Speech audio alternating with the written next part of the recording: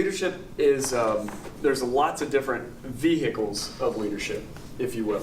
That's what leadership is. It's a vehicle. Every situation has a specific leadership that would be the most ideal scenario for that situation.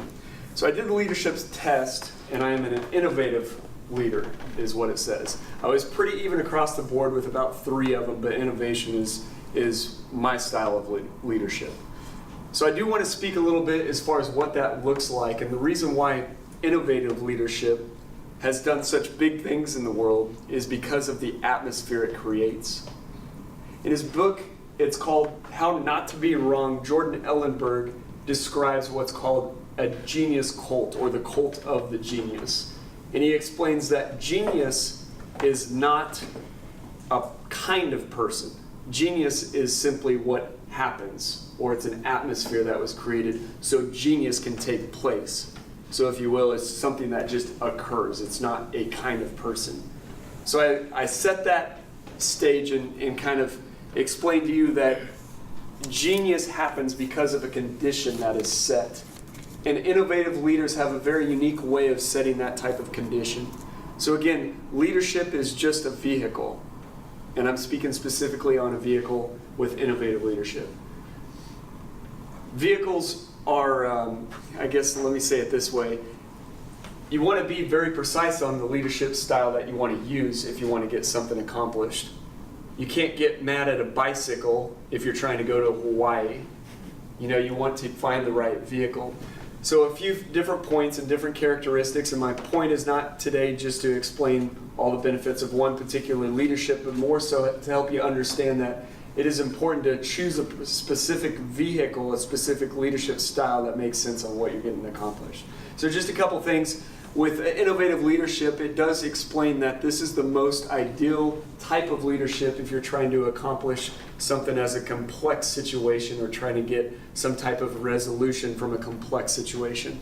So I bring back, who's seen the movie Moneyball? Has anyone seen this movie? Has anyone not seen this movie Moneyball? A couple people. So I'm going to just, Billy Beane was first he was a baseball player, professional baseball player, and then he became a general manager for the Athletic A's, or Oakland A's, if you will. And out in Oakland, he was kind of stuck in a hard position. He explained it this way. He had a budget, obviously. He had to create a winning baseball team. And he had a budget, and he explained it. So you have the rich baseball teams, and then you have the poor baseball teams. And then you have 50 feet of crap, and then you have us, Oakland. And so what he did that was very impressive, he approached baseball from a different lens, and he changed the way that people manage baseball teams today. Based off of that year, he took what New York Yankees spent $1.4 million. He spent $287,000 per win that year, which opened up the eyes on how the game was played, not just from the level of the baseball and the going around the bases, but how the budget was handled. So that just changed the way as far as how things were done in the world of baseball. And some people would look back and say, wow, that's a genius. And no, he really wasn't a genius. He just created an atmosphere that allowed genius to take place. I also look at great leaders, Steve Jobs with Apple computers. You know, he opened the door and was open to other people's input, but at the same time, at the level of understanding, he was still a leader and wanted to control the dynamic with it. He was asked very early on with Apple, he said, do you want to do market research? And I forget exactly how the quote goes, but he said, why do we want to do research? These people don't even know what they want.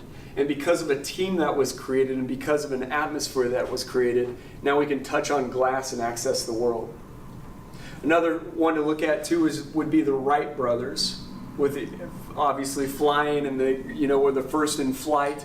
One thing it talks about, an innovative leader gets people rallying around a bigger cause other than themselves.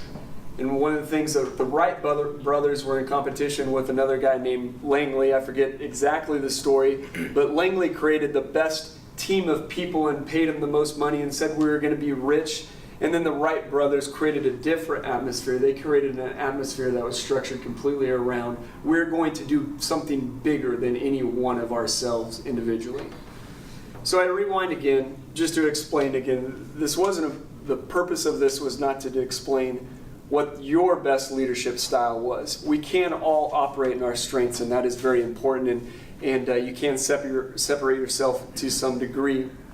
But even beyond that, it's understanding that the vehicle you choose, there is a specific setting for that leadership style needed, and the vehicle that you choose can make all the difference. So I encourage you to be aware that in asking yourself, am I making the most sense of the vehicle I'm choosing for leadership?